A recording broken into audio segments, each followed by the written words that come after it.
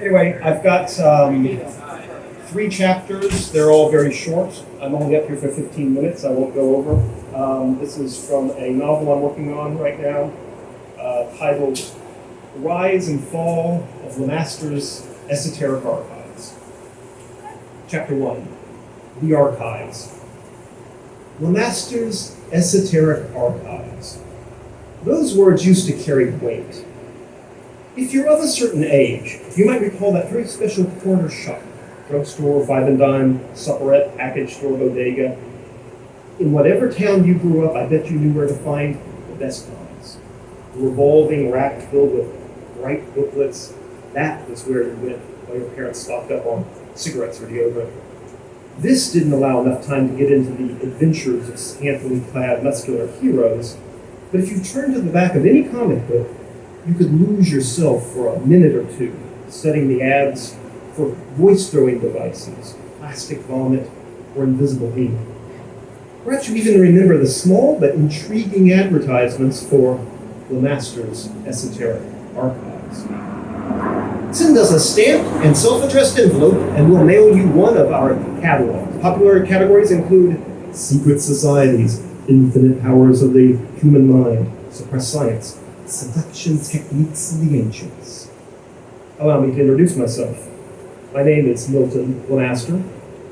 But just to be clear, I am Milton Lemaster Jr. I did not build the fabled Esoteric Archives, I only inherited them. Growing up in the business of, let's be honest, mail order hokum, you might think I would have been immune to those ads. But no, I was as gullible as any other kid. The sea monkeys turned out to be brine shrimp. The disappearing ink I squirted on my mother's blouse did not completely disappear. And the Polaris nuclear submarine, well, 2 weeks and $7 later, I discovered that my new craft of war, once assembled, was no more watertight than any other cramped pasteboard box. Maybe I was a bit quick with that word hokum earlier. Let me make it clear. Lemaster's Esoteric Archives has always honored the money-back guarantee. I mean, sure, I'll happily sell you the schematics for over half a dozen time machines. Whether or not you can make such a device work should not be left on the doorsteps of the archives. But if you insist, I will refund any item. Let me call them by their proper name. We sell tractates. It's a word my father insisted upon, descriptive yet ambiguous. When one sells tractates, i.e. treatises on the forgotten language of leprechauns or the instructions to build a camera that photographs the future, it's useful to remain behind a facade of ambiguity. At last count, the archive has over 25,000 tractates in the database. Impressive. I'm sure you wonder what that looks like. Let me answer that by describing the procedure. Each morning, I begin by processing the orders that arrived at the post office box the previous day. Here we have somebody requesting a tractate from the recent catalog of historical curiosities. The title, Using Science to Protect Against the Evil Eye, by Lars Lillywhite, LEAT 102.23.1098. LEAT stands for Lemaster's Esoteric Archives. And the number tells me it's located in one of the dozen or so bookcases crammed in the upstairs front bedroom. Next, I take the master copy of that tractate down to my office and I use my trusty flatbed copy machine to create a fresh duplicate. A tractate is a pamphlet 4 1/4 by 5 1/2 inches on white cotton rag acid-free archival paper. Each tractate is saddle stapled to keep the pages together. And into an envelope it goes. When each day's orders are thus processed, I take them to the post office. While there, I collect the batch of next day's orders. If you think Using Science to Protect Against the Evil Eye by Lars Lillywhite might seem like an odd item to be requested, keep in mind that the archives does not cater to the general public, and that's just fine by me. Chapter 1.5, Tractate Excerpt. LEAT 102.23.1098, photocopy facsimile of Lars Lillywhite, Using Science to Protect Against the Evil Eye, volume 213 of Marston's Autodidactic Library of What They Didn't Teach You in College. New Glasgow, Nova Scotia, privately printed for the Marston Society, 1925. An excerpt.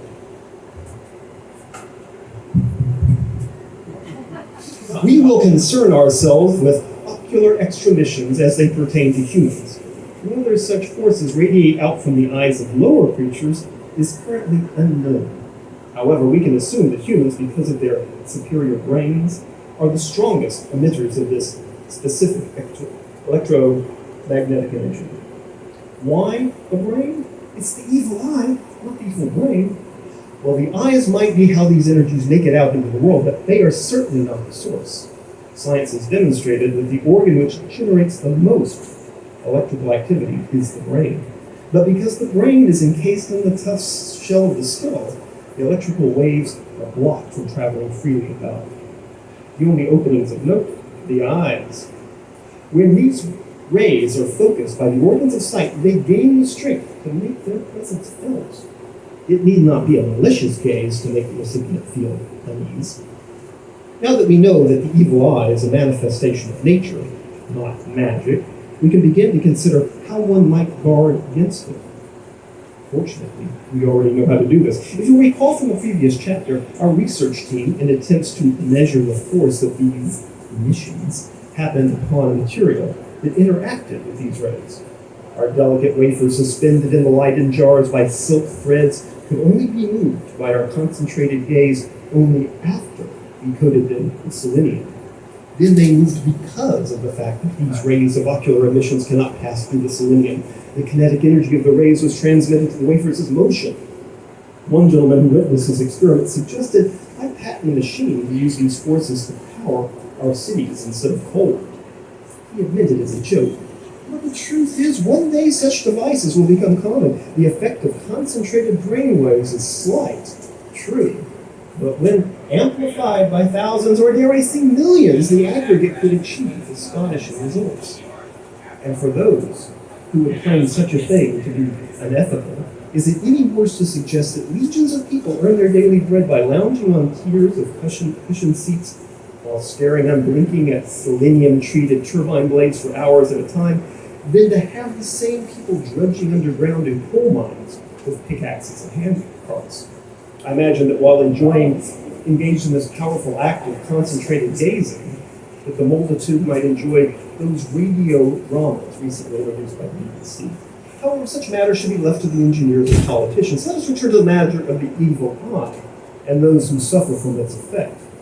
Keep in mind that we, in the laboratory, have learned to measure this very little force with the use of selenium. Would it not follow one logical thought to the next that we could use such substances to block the evil eye? What a bold statement. The bolder when we understand that the patients of clinicians such as Richard von Krafft-Ebing or Dr. Wilhelm Steckel are almost certainly not suffering from brain disturbances or haunting memories from childhood. These maladies and questions are not internal, but are instead the result of being gazed upon by others. For those who are very sensitive to the ocular rays that accompany scrutiny, be it casual or prurient, it follows that these extramissions are what sends these poor souls into their states of lassitude or nervous distress. How might we then address what the uneducated call the evil eye, and we moderns refer to as neuroses? The answer is obvious. Clothe yourself to cure yourself. Nothing dramatic, simple undergarments treated with selenium will suffice, or if it is within the family budget, Tellurium, the mild toxicity of these materials should be more than outweighed by the tremendous sense of relief from the greater toxicity of the gaze of others. I am proof of this fact. Chapter 2. My favorite postmaster. There's only one post office in Wadley, Texas. I stop by every Monday through Saturday, excluding, of course, federal holidays. Wadley has been the location of the Master's Esoteric Archives for 2 decades. Previously, those in the market for tractates sent their orders to a post office box in Houston. When my father died, that's where I headed to sort things out back home. Once his estate had been settled, my legacy amounted to $3,000, a Jeep with a bad transmission, and the archives. I decided to continue the family mail order business, and thus moved to this little town nestled in the piney woods to keep expenses down. I should point out that Wadley is not completely devoid of culture. A small liberal arts college sits on the banks of Norwood Creek. A yearly Shakespeare festival brings in audiences from out of town during the summer months. And, well, that's about it. We used to have an Indian restaurant, the Bombay Bistro, but the owners, Carl and Phyllis Stewart, retired a few years ago. It took me time to adjust to small town life. Eventually, I came to find solace in the languid continuity. Nothing changed, or if it did, it happened too slowly to notice. The first person I met worked behind the counter at the post office. A young man about my age, mid-20s. "My name's Chimoy Carter," he said with an open smile. "I'm the postmaster here in Walton." "Milt," I replied. I usually introduce myself as Milton, but for some reason I knew that Chimoy and I would be good friends. Though we never spoke of it, we bonded over the fact that we did not really belong here in Walton, Texas, a fact we both accepted with neither rancor nor remorse. I did my best, joined clubs, volunteered here and there. I took up fishing for a while, even rented a little cabin out at Caddo Lake. You'd no doubt be impressed by the pair of running shorts I made while attending a crochet class. But I remained a personal outsider. As the years drifted by, I never found a way in. But because the years were passing, it'd be absurd to say I didn't change. Time catches up with us all. And the mirror reminds me every morning when I shave. But Chimoy, he hasn't changed. It's not some secret power or anything, not the sort of stuff you might read in a tractate. It has more to do with Chimoy's comportment and his style of dress. Even back in his 20s, the man behaved in a fussy manner of a mature gent. So as my hair began to thin and my gut took to spilling over my belt, Chimoy looked the same as the day I opened my post office box. Perfect posture and a gentle confidence. Music, he claims, keeps him young. You see, every Saturday night, the Postmaster Carter changes from his chinos into a tailored tuxedo and sings in the local bar. The women love his performance and claim he has the voice of an angel. I don't know much about popular music, and I have no reason to argue. The men, they politely drink or cluster back around the billiard tables and keep quiet, lest the women in their lives shoot them a look. During intermission, they squeeze in their pool games in a frenzied clatter. When standing in front of his adoring fans, Chimoy would pause between songs and tell little stories of his short-lived professional singing career, which culminated with him traveling as the opening act for Johnny Mathis's Different tour. The music business is not a meritocracy, he once said there on the stage of the Creekside Tavern. A sapphire spotlight lit his face and chest. When he paused for the audience to consider his words, I could hear the slow, oscillating squeak of the motor rotating the mirror ball above Chimoy's head. The edge of the spot hit it, and a mesmerizing flock of small, blue, reflected lights swam about the room. Fame ebbs and flows, unconcerned with talent or hard work. His voice had become almost a whisper to give his words the flavor of wisdom. He leaned closer to the microphone, looking off to the left with his easy smile. This was a signal for Martha Jo to start playing the intro for the next song on her Hammond organ. Be humble when it's oyster Rockefeller, he continued, and be humble when it's a tin of sardines. His admirers would all sigh, some fanning themselves with pasteboard posters as the next song unfolded. Thank you.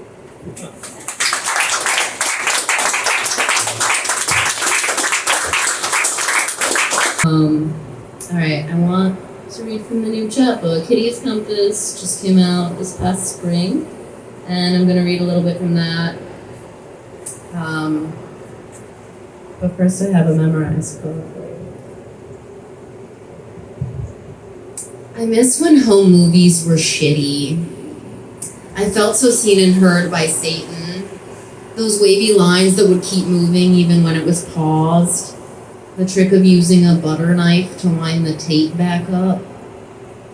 Why is it so unbelievable to have witnessed the end of era after era like a vampire, to see a pileated woodpecker next to a prison in Michigan and think, without pictures, history is meaningless. No one will know I was here. Basic bitch of bird watching without binoculars, just inches from the rumble strip. Dumb luck, happy accident. Another moment whose poignance feels more like a morbid joke I don't get yet because I'm not quite dead enough. But just you wait.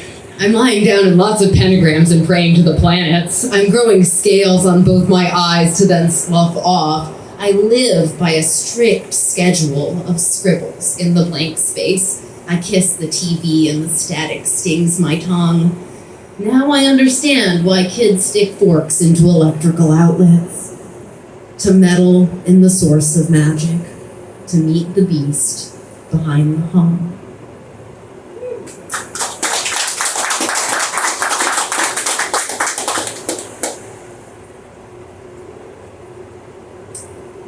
None of these poems have titles, just a warning. In the beginning, living in piles of lead paint, Mom told us not to stand in front of the microwave. The word cancer, like a clogged drain. We already knew about the Frankensteinian removal of thyroids, stuffed dogs' heads sewn on wrong in broad daylight, the defrost button, a delicate balm. But at night, we tiptoe down the back stairs, black hair no longer pulled back with crimped ribbon, press our temples to the slotted heat vent, and whisper, "That's it, I'm ready, press start." I know how to make all the cockroaches come out of the wall at once. A little soul cell and a not-quite skeleton. The dead serenity of getting 86'd from a dentist's office before they wean you off the nitrous. I want you to break me, one hole at a time, meticulous in your merciless, insect unkillable. What is the secret you would take to your boot stomp? A reprint of a reprint. Every lithograph looks shopped. In this version, I read you the last rites of a convicted felon, and the cracks in the plaster listen in with one combined antenna. Colony of bomb-proof husks. It's even hotter when you can't bear to watch.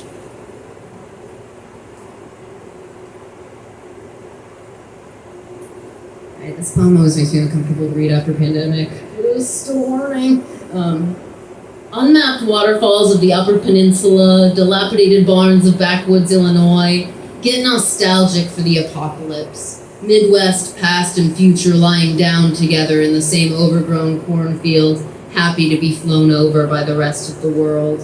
This is a marriage proposal to anyone who wants to ditch the city, turn into something unintended, maddling mud dauber, drowning in roach poison in my bathroom window. Self-starters of the stars deserve better. At least that's what I tell myself as I collect your cadaver with the trash, buzz gas eradicated, and rinse my hands like there's some alien spore in your wings that might be catching.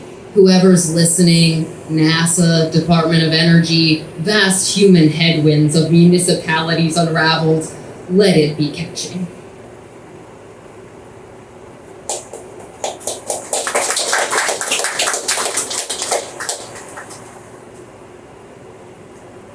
Capitalist mantra.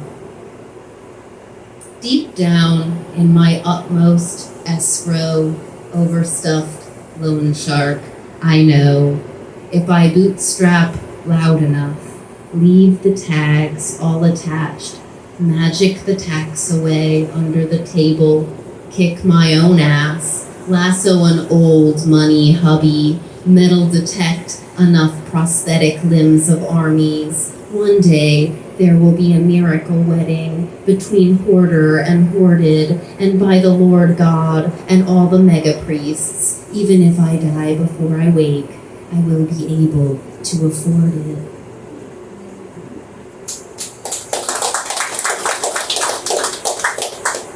All right, this is my last one from this chat, and I'm gonna read some more recent stuff.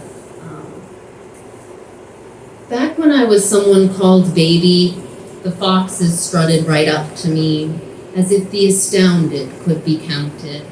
But now the bird seed propelled across your property is not my prerogative, uncanny bait for neighborhood strays, lying in wait under the sound your blood makes, mid-curdle at the edge of the car wreck, you're eternally surviving, altar boy, watching your mother's lungs collapse into a diamond, so tight it's like the overgrowth at the edge of the highway is just spreading its tendrils of quiet over her face for the rest of every Saturday without exception. There is no religious candle for this, no poem that could do better than a stage actor baking a limp. Your Carolina isn't mine to miss, but when has that ever stopped it from lowering its pink toes into the pools of my horror, where the cop cars always come too late to catch the wife out hot on camera, and there's a pull cord to a frozen lake where we make sure there is no marker.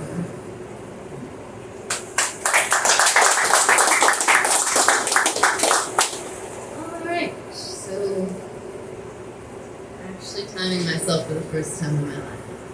All right, I'm really bad at that. Between commercials, these have titles now. Toss me a beer from the near future. Tie the loose strings of your bathing suit to mine. Describe sex as a vector determining the positions of relative parasites. Tell me again how heartbreak is like being high all the time on a drug you hate. Tell me the forest can't quit smoking, that there were never stars where you grew up, but 30 minutes outside every mid-country city, there they are in some church parking lot with your headlights off, silence except for soft stereo music, and coyotes you mistake for ghosts. No one mentions the divorce, but that doesn't stop outer space from rewiring itself while we're asleep, which requires wind to howl incessantly through sterile air filters, and in the morning, the house feels like a funeral for someone you've never met, or the night before your best friend's dad left for cigarettes. God lives between commercials, for the brief moment of dead air that lingers in the ear after it's over, signature to silence, his greatest hit. Talk over it, raid the fridge, pierce my skin in a pinch. Anything but the old tunnel with its held breath, restless vomit. Pray the TV raises me like hell to taste the tip of every opening, inanimate valves hissing steam. Pray, if you must, that I'm taken peacefully to the prison of my dreams, that it's a situation comedy of which I was never the lead, that God forgot us for good reason, that the front porch is still thick with jasmine on the day designated for noticing such things, and if it isn't, then I'm sorry. The wishing well is full of bird shit. If it still worked, I would live in it, sticky with old coins, collecting iridescent beetles under the deepest watermarks of the world's wants. I'd be completely prayed away.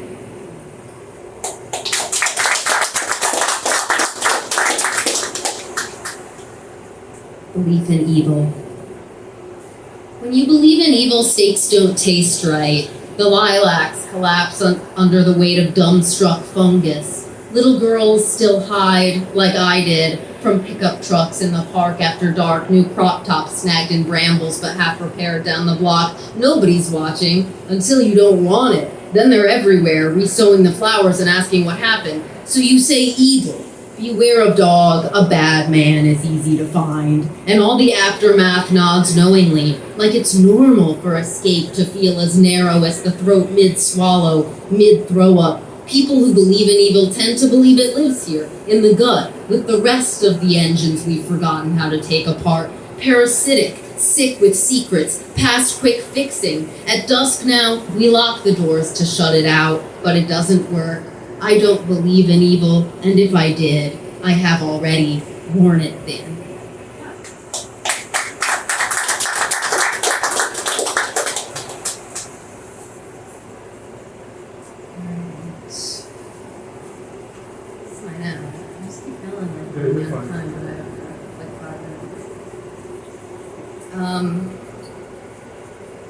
I just close on this one. Okay, the artifact.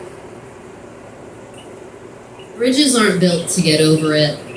In your grandmother's basement, you watched a coyote eat the last bee and laugh. You found a ship in a bottle, dropped acid 30 years later to deep clean my first solo apartment, and then asked, "Do you remember?" But as kids, we lived a jet stream apart. Our mothers still couldn't pick each other out of a lineup. I've never stepped foot inside your former Californias. So I laughed with all my teeth, hallucinating a room of doilied rocking horses and tooth-picked foremasts. But yes, before we die, I confess, I do remember. I'm your imaginary friend.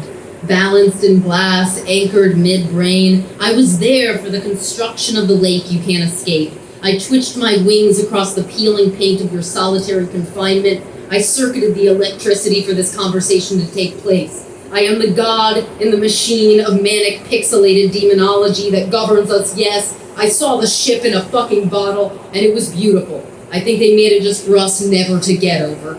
What intricate ashtrays to feed the sea someday, maritime mime in miniature floating upside down into the sunset, rippled gunshot mirage, and that's what you wanted, right? For me to say, yes, we dosed the same amount. I recognize you in the ridiculous ribcage of history, standing in some gusty kitchen with the lights out, half drunk, one testicle peeking out the cathedral door of your boxers. You reread a postcard that puts you in a limousine, rocketing over the monotonous gray of Lake Pontchartrain. It's frozen that way, folded from the wallet in your back pocket, and you spend another evening wondering what bobs in the water right beside us. An alligator, a paper bag, a human body, a transmission tower. In the picture, you were on lookout forever. Anyone can buy your face.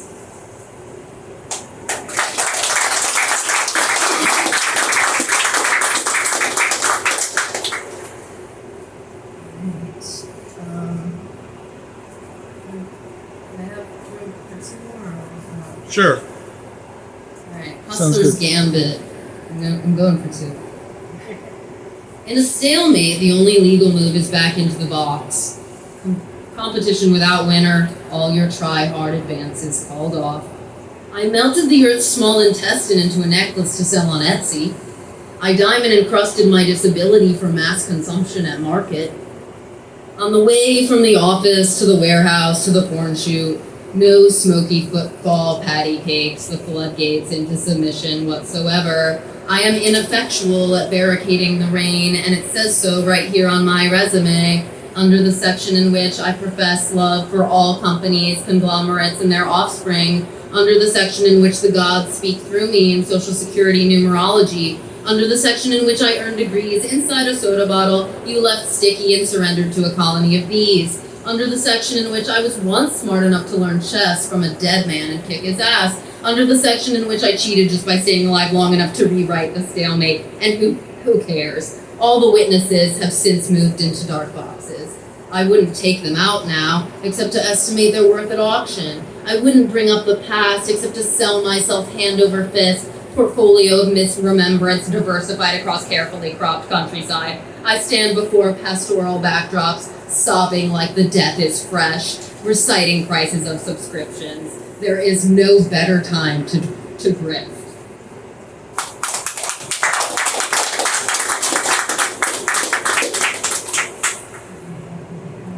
Reject.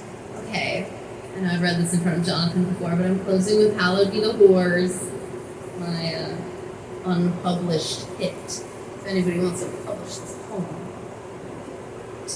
I don't submit anymore, so.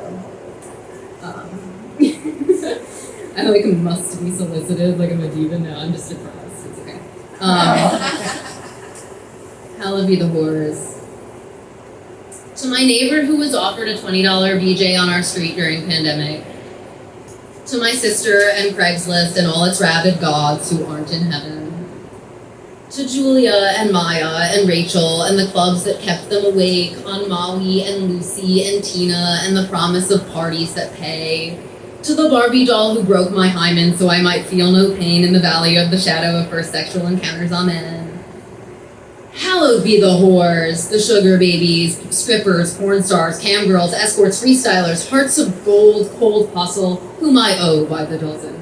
Hallowed be the word of the whore, for I believe her over anyone, hollered over too loud new wave or whispered in the bathroom. May she drink champagne in paradise. May she indulge every temptation. May she deliver us from cloistered lives, at least an hour, fully compensated, as it is written, as it persists. May she devour us wholehearted or leave only what the crows could snatch easily. May she break bread with angels at midnight, tint her cheeks with fresh cherries. May she rearrange the world as she sees fit, and then tell us all about it. May she forgive us our trespasses. and then remember and laugh and then wink at the camera. Our Father, whoever the fuck you are, it's my eyelash stuck to hers. We know exactly what we've done.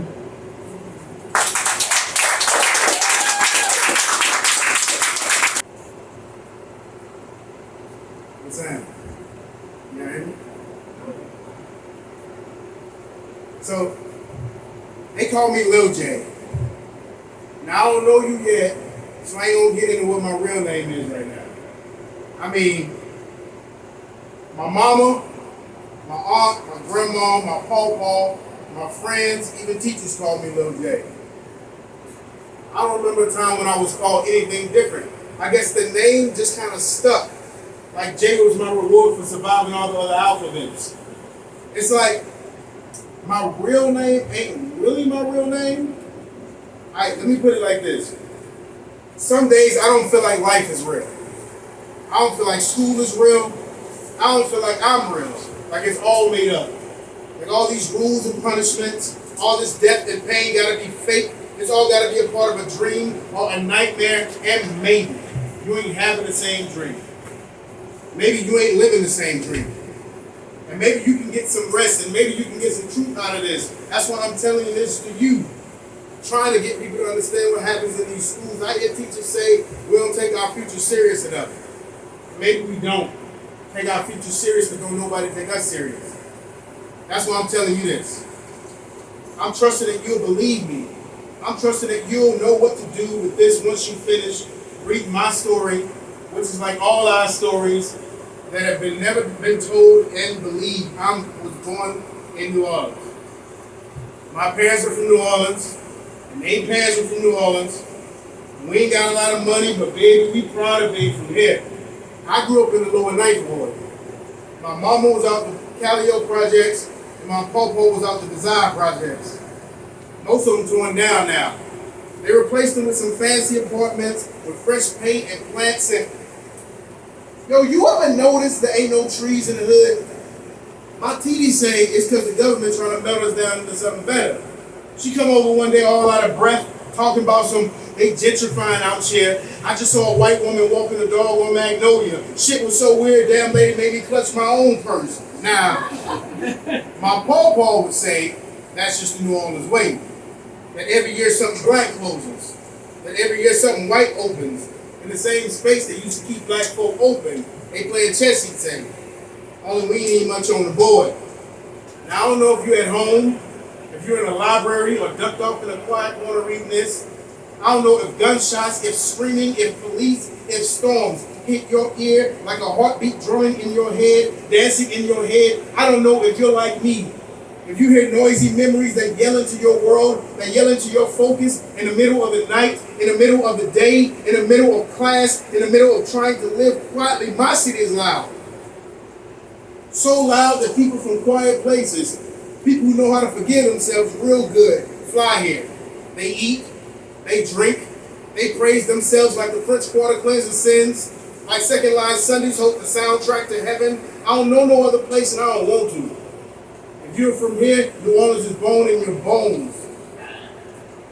Mama said the storm blew your daddy to Houston and he never felt the wind to go back. Maybe that's why it's so hard to breathe some nights. Like the air that's stalking us. Like daddy took most of the wind with him. Like I gotta breathe for both of us now. Like deep breaths under the cover protects us from any storm that may try to come down I-10. I used to daydream. It's a secret. And one day he would surprise me. And one day he'd show up when I was changing classes. I'd hug him, he'd hug me.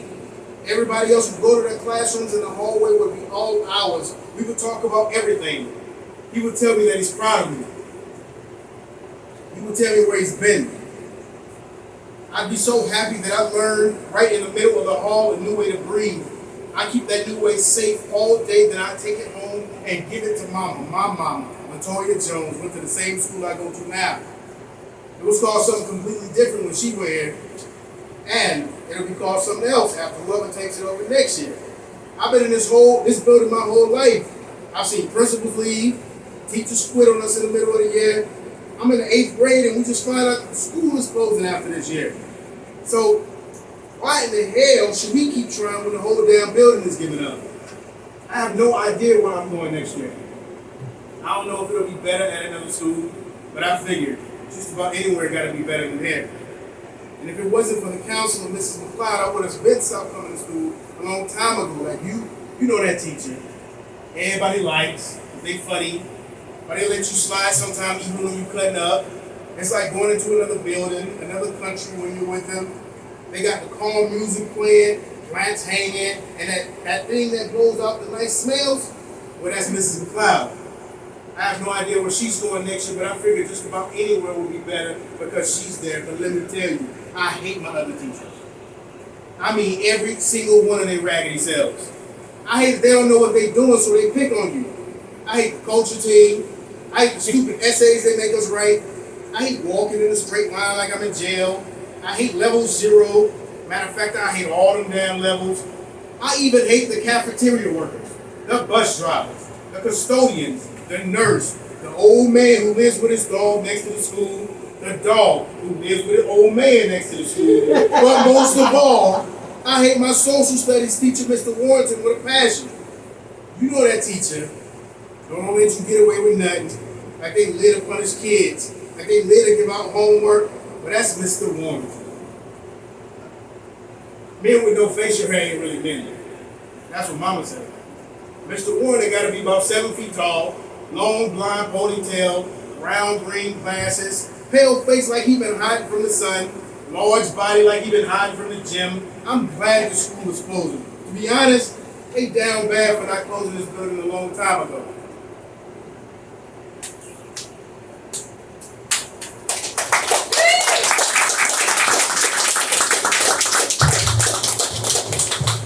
Clap one time if you can hear my voice. Clap 2 times if you can hear my voice. Clap 3 times if you can hear my voice. It takes 3 minutes for the class to settle down. This is a lot better than the 20 minutes it would take at the start of the school year. The 15 minutes it took after Christmas break, the 10 minutes it took after Mardi Gras break. I close the door, take 2 quick breaths. Positive points are used as incentives for students to do the right thing, like magic checks to help catch tense situations and release positive behavior. Negative points are colonists dipped in the ink of mercantilism, a fear-based tactic where everyone loses in the end. The problem is that once a student no longer dreads this consequence, you lose any sense of control you had. Ashlyn and Avarian work and giggle through the questions. 3 positive points for being aligned with the classroom mission. 1 negative point for failing to remain at a level 0. Brilliance comes from consistency. Flashes across today's PowerPoint presentation. Nearly every student is focused on work, focused on distracting themselves from the work, or like Isaiah, who is focused on making them believe that he is working. Delano chews the end of his pencil just loud enough to catch the attention of the other students. "Come on, man, you blowing it," yells Lanisha, looking up from the Mansa Musa lesson. I motion for him to stop. He puts his head down and returns to his work. I stand, take a deep breath, let out the slight annoyance, focus on the good. This is the best start we've had to a lesson all week. I ask the last question: how did Timbuktu become a center for trade and learning? There are 7 hands raised. The same 7 hands from yesterday, from the day before. I look past them and call on Lil J.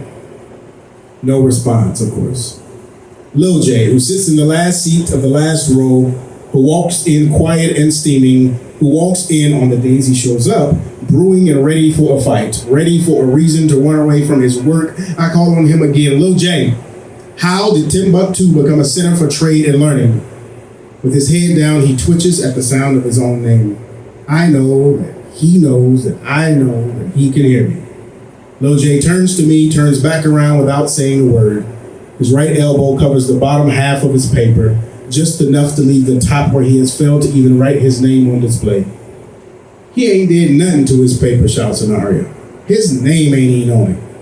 The class waits. I wait. I'm always waiting. On students, on parents, on administration, on doctors. I am tired. I am tired of waiting. I am tired of wasting minutes. I shout again. Lil J, he turns and drives his eyes right through me. I am familiar with this particular type of showdown. Like the ones in the Wild West films my father would force me to watch years ago at the foot of my parents' bed every Saturday morning. The same westerns my father, Nelson Warrington, now begs for me to download and bring to the hospital during the worst of his treatments. His favorite spaghetti western, A Fistful of Dollars. In it, a stranger arrives in a little town. The innkeeper tells the stranger about a feud between two families trying to gain control of the town. The stranger decides to play each family against the other in order to make money. He proves his skill with his gun on both sides by winning a stare down with four men who insulted him as he entered town. Well, here I am, in the middle of my very own dust-rolling confrontation. Students mumble around us. I don't respond. It would break my focus, and Lil J could win. Lil J, nothing. Again, Lil J, again, nothing. And again, Lil J. Wallace moves to another row. I can see Lil J's fist ball around the bottom of the wooden desk. This time, full of frustration, I yell, Jonathan Jones.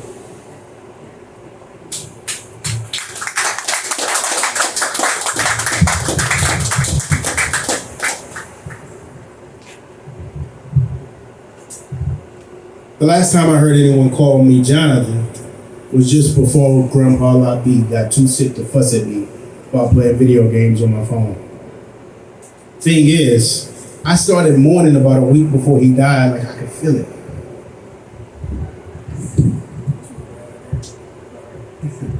His face turned a pale brown, like the sickness was washing him away, washing all the color out. He stopped talking, he stopped laughing, he stopped fretting. I wish he'd yell at me one more time. I wish he'd scream at me with that shaking smile in his voice. Old Jonathan, yeah. Real life is on the side of that phone. Keep yourself glued to it. You're gonna fool around, mess out. I promise I'll look up. I promise I'll listen. This time, on time, before I am out of time. I would give anything to hear his voice one more time. I would delete every app, at Snapchat, at Comeback, at Instagram, at I Miss You, at TikTok. I'll give anything to anyone, anywhere for him to call all of me. And not some short version of myself. The kind of nickname makes you learn how to be smaller than what you really are. Now, I don't know how you learn. I don't know what kind of tricks you use to keep yourself from falling asleep, to keep you from clicking out, to keep you from giving up on school. I hate social studies, especially now. I don't want to hear about no ancestors, about great men, about great women who died long ago. Not when a great man died less than a month ago and ain't nobody saying shit. So, I don't know about passing tests. I don't know about passing grades, but I ain't trying to fail at remembering. I sit in the back because I'm afraid that if I put too many things in my head, the facts, the dates, the names might just push out the thoughts of Grandpa Labi, Grandpa Labi, Grandpa Labi. That's what's on the paper in front of me. That's what on the paper folded in my pocket. I've been writing it over and over. Every time a teacher makes me write something, anything that isn't him, Grandpa Labi, Grandpa Labi, Grandpa Labi. That's how you win a shootout, like the ones Paw used to watch. The quickest man to his gun wins. I gotta be quicker to my pen. You write it over and over and over and over again. It's how you keep his memory alive. It's how you keep yourself from dying inside. Grandpa Labi, Grandpa Labi, Grandpa Labi. Maybe I'll reverse everything. Maybe he'll undie so I can start living again. Maybe he'll call up to the school. Maybe he'll ask for Jonathan Jones. Maybe I'll be happy to hear it. Jonathan Jones over the loudspeaker. From the man with the leaning hat, Jonathan Jones is reserved for La B. Jones, not for Kevin Jones. A small flame is tightening around my eyes like it's tearing me apart just to put me back together. Fists buried deep into my palms, so deep I can dig a hole in me, a hole in me. Miss Murnane calls this flight or fight. Something about the sympathetic system is a sort of superpower, but I ain't feeling no kind of sympathy before I know what's happening, before I can grab myself, before I can remind myself of the consequences, before I can tell myself to chill, to stop, to chill, to stop. I race toward Mr. Warrington full speed.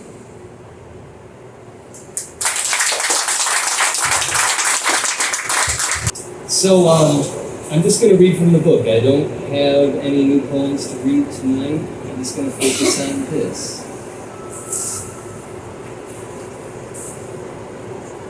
divided into sections.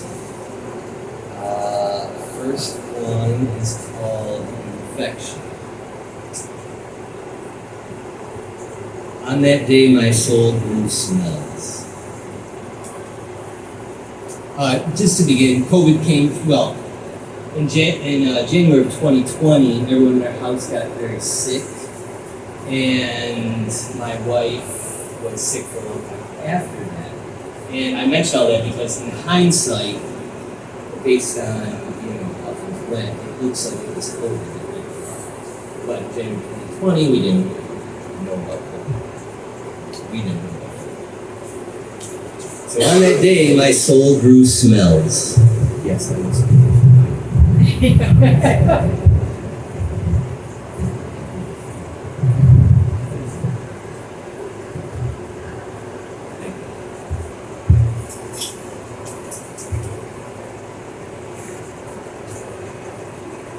Oh, and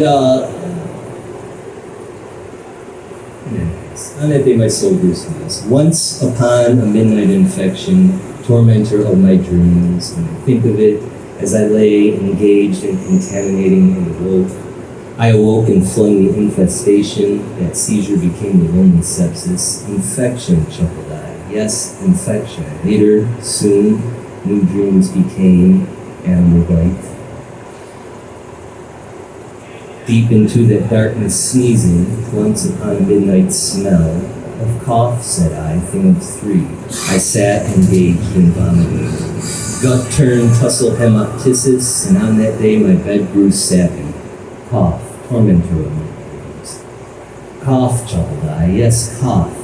How I flung some spit as passions became my decongestant. I'd seen their colds near, and there's a number of footnotes throughout this. So this one is footnoted. I'd seen their colds near as the infected are reporting a loss of smell before feeling sick. By April of 2020, the American news cycle is mired in baseless claims that a newly identified novel coronavirus may be no worse than the seasonal flu. 8 months later, at the end of the year, after a 15.9% increase in the age-adjusted mortality rate, the Center for Disease Control and Prevention, CDC, attributes 377,883 deaths to COVID-19 in the U.S. alone. I'd seen their colds near, a Potter's Field cough, tormentor of my dreams. Once upon a midnight Maria, cough, said I, thing of Qatar. A plaque would be laid in their sternutative grasses, in nature's sternutative vomit, deep into that darkness. Gulping, cough, chuckled I, yes, cough, but I would awake and fleer at these sternutations. And so I knew the headache, the tussle, sneezy sneezing. Once I lay engaged in smelling of nothing, and on that day my soul grew congested. The strange and amazing infection, an auto-generated American poem. Whose infection is that? I think I know. Its owner is quite happy though, full of joy, like a vivid rainbow. I watch him laugh. I cry hello. He gives his infection a shake and coughs until his belly aches. The only other sounds the break of distant waves and markets awake. The infection is strange, amazing, and deep, but he has promises to keep. After cake and induced sleep, sweet dreams come to him cheap. He rises from his gentle bed with thoughts of productivity in his head. He eats his brains with lots of bread, gets ready for the day ahead. For in a kingdom full of fevers, once upon a midnight decongestant, when much I marveled the retrenched mouth that left me lonely, sneezy, wheezing. Cough, said I, thing of wheeze. Cough, chuckled I, yes, cough. Shall I do the cough? Cough, tormentor of my dreams. I still marvel the congestant mucus. Once I sat engaged in spitting, once upon a midnight Maria, when I think of the cough, and passion became the antipyretic squirt, on that day my soul grew silent. I awoke and steeped in it like some flu, as in flu, the virus, but also the flu of the chimney, deep into that darkness gargling. Once upon a midnight disinfectant, I sat engaged in bleaching, In a kingdom full of hand washes, how I'd pour today the happy mercurochrome, 'twas passion then, such freezable deodorizer, to have but awoken with some activated charcoal for graves. You see, you accept placebos after the zinc is gone. Our quarantine dance with our sky and the storms, a cancellation of the sea, shall we speak the sound? Your quarantined hands once on our hills, this simple, passionate strength of this spring. Your quarantined colors streaming from the wild grass, a hope is come, and the day is mine. The quarantined marble, our flowers sealed, this lie in the sunlight, the palace. A quarantined man in the calm waters of his throne, his desire dies, and the blossoms.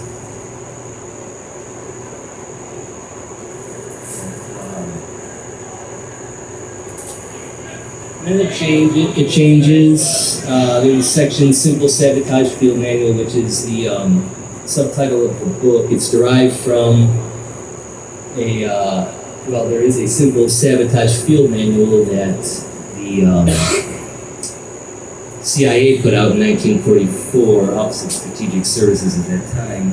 But it's since been declassified, and it advises everyone, or anyone, from highly trained operatives all the way over to high school discontents, and how easy it is to sabotage a nation's wartime efforts. So, the titles of these poems, which are naturey, I suppose, they correspond to sections from that manual. Motivating the saboteur. Enter the crucifix. Enter the crucifix, the worst trial of all, when the day is spent. For a chance to begin, a pesky murder of crows sends customers running to the vans of strangers again in the box store parking lot, ruining nights and resurrecting time, restoring balance in the gloaming. Thanks to the lightness of some things carried, some loads turned so heavy and wide that help is needed to hoist them. I still hear the warbling voices of my memory pouring out a carton of milk over a magical doll with no arms or legs, but earrings and beads, a colorful comb, shape wrapped in a rosary, whose name shall be born, I would learn later. How with hair sensing the static of competing poles, the ancestor leaned back, raising its abdomen to the sky, and took off, leaving strands of silk so deeply soaked and moved. I slid the door quietly open when the sky creatures cleared and clouds parted. The pavement smelled and sirens arrived, and thought, "There's my mask." Encouraging destructiveness. The vinegar of fermented fruits is good for my bite. Tincture of ledum, palustrate, thistle, but otherwise I apply tourniquets of dental floss, open wound, suck straight out the poison. Should the bone break, rub comfrey into it and set it with twigs. So staunch the wound with yellow plaid, a purple loosestrife. Stitch the wound just as you do with boiled flax thread. Boil in oil the needles and tweezers. Soothe the wounds in poppy milk. Because if it comes in the swab to stop the spread, the rest can never happen. When it comes in the cold dampness of the swab, such healing power, soft and gentle, from cotton farm to factory, and so it arrived in the swab, nothing ever happens. In the boot slapping dance, music spreads, and violin strings, wooden flutes, a pan pump, hollowed out mouse calls, and a deerskin drum. Damp people of pom-poms, night winds on, as the thrush introduces the nightingale. And that's true, the thrush sings its evening song for nightingales. Tools, targets, and timing. Presence of the swab needs, scabs making moves, making swabs. Snag, a fluted winged whistles minus 3 million ants in the woodpecker's holes. Dreams are laid into the curious noses and work their way into the throat, nestling there. So said the ape. The polecat paralyzes the frog to keep it fresh. Chimpanzees, natural-born terrorists. The jingle of healing swabs, too. So much intrigue, hard to bear. Dolls are fastened with wings, seeds of the maple. An ant hauling a chestnut, husk looks like hedgehogs, scaring the field mice. Near the ruined white box, old grapes resembling a rodent's poo dries in the meadow. Poison in the powder spread across the reindeer moss is effective. The livelihood was gone.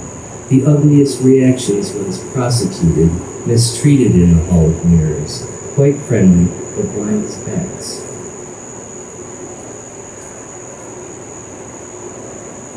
And the third section is a pandemic memoir, more or less. I'm only going to read one from it. It's quite long, and I'll read. They're all dated. I'll read the footnote. Automotive caravans clog the streets of American cities, targeting empty Capitol buildings and packed hospitals, but images of nurses standing in the intersections of Denver, Colorado to enforce traffic lights circulate on social media in the evening news, disrupting Operation Gridlock. Tensions are high. Everyone knows and fears now how quickly the humble car turns into a weapon after each tiki torch incident caught on film since Charlottesville, Virginia. Meanwhile, an orange-colored, knowingly despotic president who supports gridlock announces safety has to predominate into a microphone at one of his super-spreader campaign events. The word author is redacted throughout the book. Listening at home is psychologically unprepared to hear this orange-colored mouth correctly pronounce and deploy precise words and, in a fit of understandable misprision, here's the quotation given. And the quotation is, safety has to be dominated. He did not say that, but it sure sounded like it. And the date is 4/22/2020. The Great Awakening isolated social distance style. A night flamed up on 14 nights. For most of 14 nights, I sat up, scared time had sunk like bad bread, still setting the alarm. The nightmares were like works, and works that transubstantiated. Callous, novel, in a valley, its libertarians tore at something before me with a cattle prod. The night flamed up on 14 necks, and, as if to be cured by some fresh air somewhere, the uber individual marched, the red-capped glut of infantry stood their ground, for the contracting of the lung-suck of weakness from these blue-lipped graves. Yes, from those blue waves, ear, shell, portal, disconnecting, not cooperating, online memory, sunshine. When some endolint freaked in the waves of the inner tubes and blockaded the hospital, Jesus Murphy, give this a minute. Anonymous masks and honest scrubs oxygenate the street, diverting the smoggy vehicular assault as spotted in Charlottesville. And I would give. They said nothing. Give my own red mornings like my more overflowing. To the working meat here, there, and everywhere muted, inheriting nothing. But the lone heroes rolling to nowhere in the hairy knuckles of space. Despite dry, savory American science and with wet, sweet, angelic may plot slogans and flags, piss off where you from. As if the pure product of the NRA and the splatter and styrofoam the smog created. May plot is the indentations on a bullet designed to impact what it does to the body when it hits it. I forgot to mention also the poem references Randy Weaver and Jonathan Edwards. As if the pure product of the NRA and the splatter and styrofoam the smog created. Whereas Johnny's poor plague of spiders shan't rise from the pits of boneheads. Whereas my sure redeemer art where the antiseptic wind blows. Whereas human propensity for misery in a fog of dust blown so my grandfather's young name holding their hand be changed to Milton. Whereas this mob of knowing sinners astride burning pits.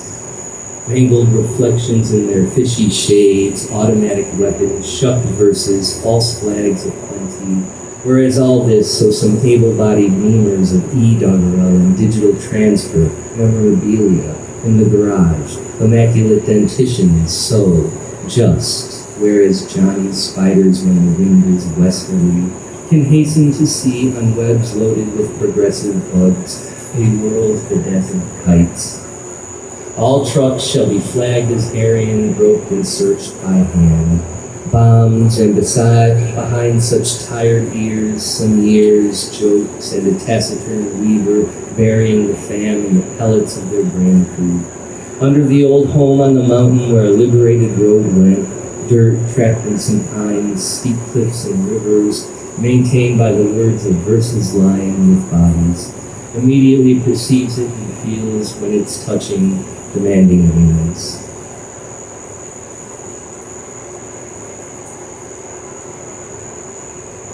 I'll read, and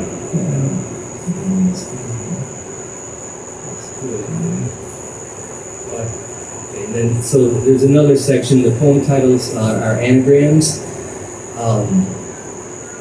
They worked within the context of the book, but the anagrams, I was reading Abdel Latif Labi and attempting to translate them, and he's a Moroccan poet living in France, an exile in France. So the poem titles are anagrams of his name. Data befall Elba. Poetry speaks more to the sicknesses in being.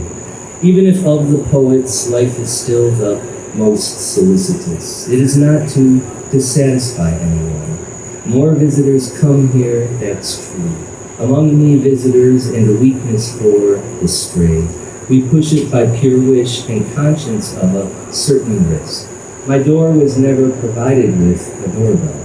Recognizable from a distance, at least I hope for it, because I have had a heart valve for the hospitality which submits to no law, huge or cramped according to mood, paradoxically fortified, transparent, weak but holding out, displayed in any weather. This forgettable footprint, it has been so home, masks and poles, that it became, and the whole mist was taken.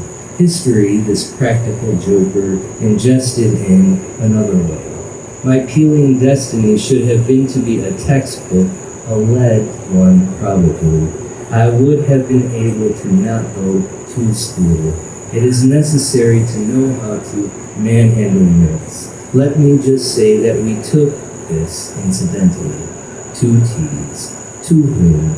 I had borrowed what they liked. Brief light then. Poetry was only the way among others.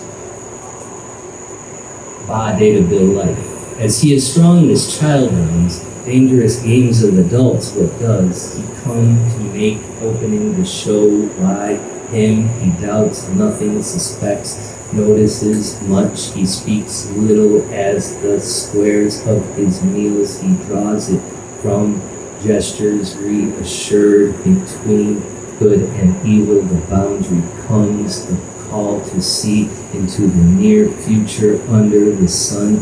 He wakes up and lies down, and on every passerby's face he knows to put a name. The streets of his memory he knows as his pocket, as he is strong. This child in no way frightened, his doughy eyes open on us, his plastic boots that go up to his knees, his shorts blotted with blood under the shirt of linen. The child was there. And to be told by tales, angles of frame, plenty for me. Not for fields as far as the eye can see, not for mountains. I ask neither for the sea, honorable pasture, a slice of sky, a breeze to nibble the eyes, as in a child's drawings, raised by a chimney that smokes, or an old house's hovels in the background, which I refuse to reconsider, several trees, and more important, paths, personas, and plugs, flags, and strange odors, lit squares of grass, doors with a view. But to the right arm, one day, arthritic decor abruptly changed. I do not have to complain. To the screen, you see it, up to aphasia, hostilities, that I must declare myself to be. The line for a unique seat through the pissy stacks to the parsimonious hashtag of joy, in view of all manner of cats, debris, yards, fibrous and rusty, the lack of comfort, I accept isolation, I stay there, I am there, I desert it. Here is therefore the home which lives in me. This will be the last one. This is more or less about my the future gains, no knowing, no point, repeating myself.